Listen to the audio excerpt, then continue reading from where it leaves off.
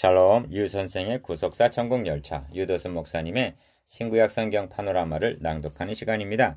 지금은 로마서 파노라마 20번째 시간, 하나님의 진노를 전해주어야 합니다. 9절은 1장 18절. 하나님의 진노가 불의로 진리를 막는 사람들의 모든 경건치 않음과 불의에 대하여 하늘로 조차 나타나나니.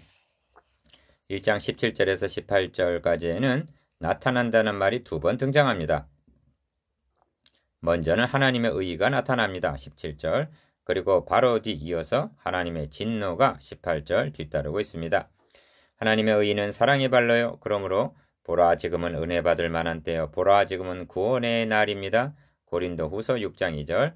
그러나 하나님의 진노는 공의의 발로로 하나님의 의로 의신 판단이 나타나는 심판의 날인 것입니다. 2장 5절. 전도자는 이 둘을 함께 가지고 가야만 합니다. 둘 중에 어느 하나만을 취사 선택할 권리가 우리에게는 없는 것입니다. 1. 18절에 하나님의 진노를 믿지 못한다면 17절에 하나님의 의도 필요 없는 것으로 만드는 것입니다. 기억. 하나님의 사랑과 공의는 떼어놓을 수가 없습니다. 어떤 형제가 자매를 사랑한다 합시다. 그것은 아름다운 일입니다. 그러나 그의 사랑의 진실성이 결여되었다면 그것은 거짓입니다. 하나님은 사랑의 하나님이시오 진실하신 하나님이시며 공의의 하나님도 되십니다.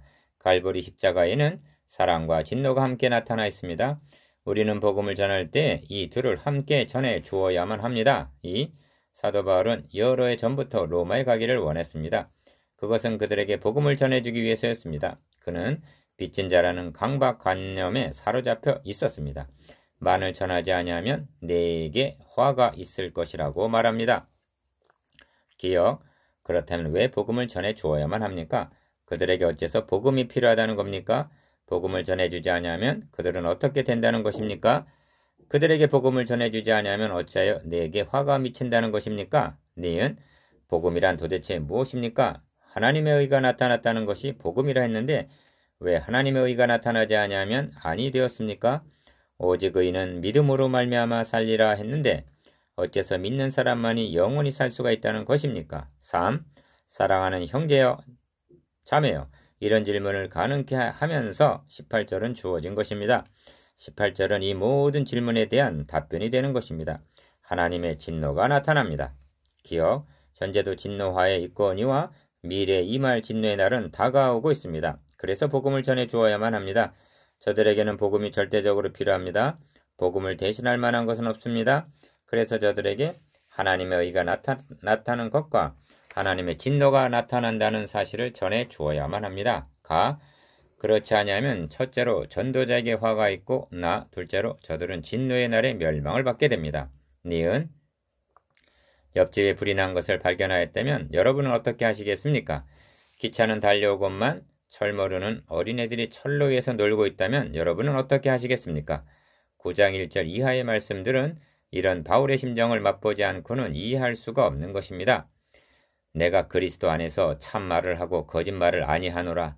내게 큰 근심이 있는 것과 마음에 그치지 않는 큰 고통이 있는 것을 성령님은 아실 것이라 하고 말씀합니다. 그 큰 근심과 고통은 도대체 무엇이었습니까? 동족 유대인의 멸망 때문이었습니다. 만일 그들이 구원될 수만 있다면 자신은 저주를 받아 그리스도에게서 끊어질지라도 원하는 바라고까지 말씀합니다. 4. 주님께서 십자가 형틀을 짊어지시고 골고다 언덕을 향해 가시면서 하신 말씀을 상기해 보십시오. 예루살렘의 딸들아 나를 위하여 울지 말고 너희와 너희 자녀를 위하여 울라 하십니다. 기억, 왜 울라 하시는가? 보라 날이 이르리니 사람이 말하기를 수태 못하는 이와 해산하지 못한 배와 먹이지 못한 저지 복이 있다 하리라. 그때 사람이 산들을 대하여 우리 위에 무너지리라 하며 작은 산들을 대하여 우리를 덮으라 할 날이 오기 때문이라는 것입니다. 누가복음 23장 28절에서 30절. 이 말씀은 주님께서 우리 죄를 대신 담당하시기 위해서 십자가에 못 박히러 가시면서 하신 말씀임을 명심하시기 바랍니다.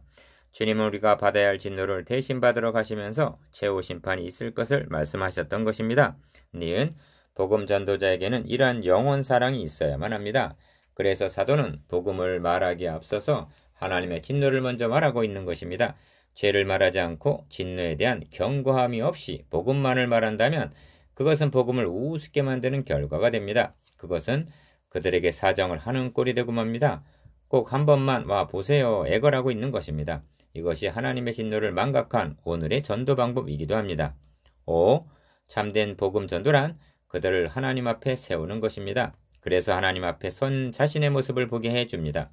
하나님과 자신의 관계가 어떤 관계인가를 생각하게 합니다. 연후에 어떻게 하면 하나님 앞에 설 수 있는가를 말해주는 것입니다. 기억, 어떻게 해서 우리가 하나님 앞에 나아갈 수가 있게 되었는지 하나님과의 화목하게 될 수가 있는가를 전해주는 것입니다. 이를 믿지 않는다면 진노의 날에 설 수 없음을 경고해 주는 것입니다.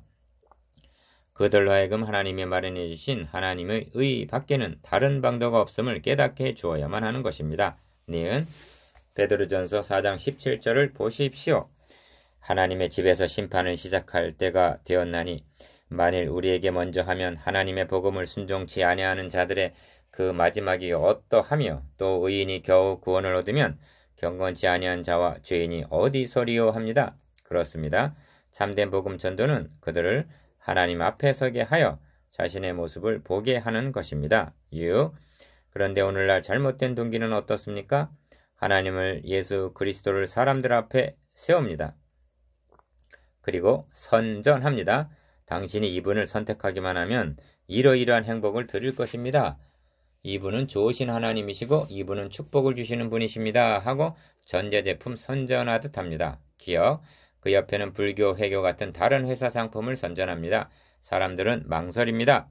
이는 어느 제품을 골라 잡아야만 가장 실속을 차릴 수 있을까 하고요. 때로는 동업자들끼리 과당 경쟁을 합니다. 무엇을 말하려고 하는지 이해가 되십니까? 아닙니다. 이것은 참된 복음 전도의 동기는 아닌 것입니다. 그것은 복음을 모독하는 행위입니다. 당신 자신이 하나님의 의와 진노를 모르고 있기 때문입니다. 7.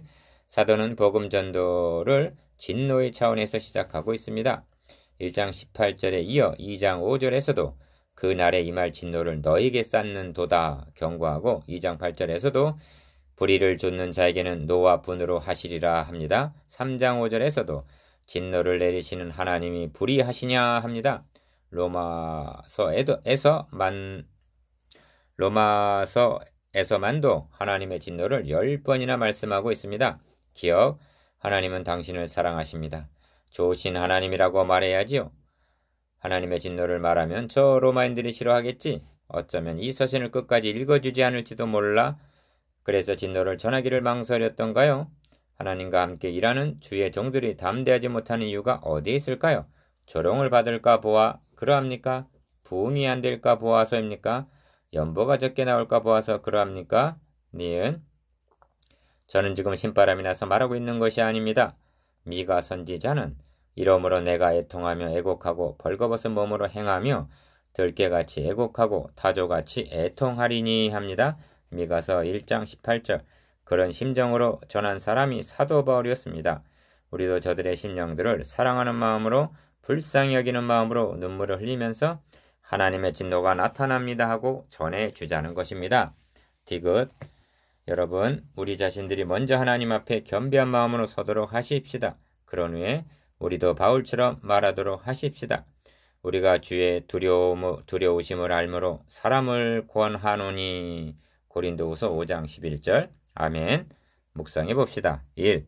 진노를 믿지 못하면 무엇도 필요 없는 것으로 만듭니까? 2. 복음을 전해주지 않으면 그들은 어떻게 된다는 겁니까? 3. 복음 전도의 참된 동기와 방법은 무엇입니까?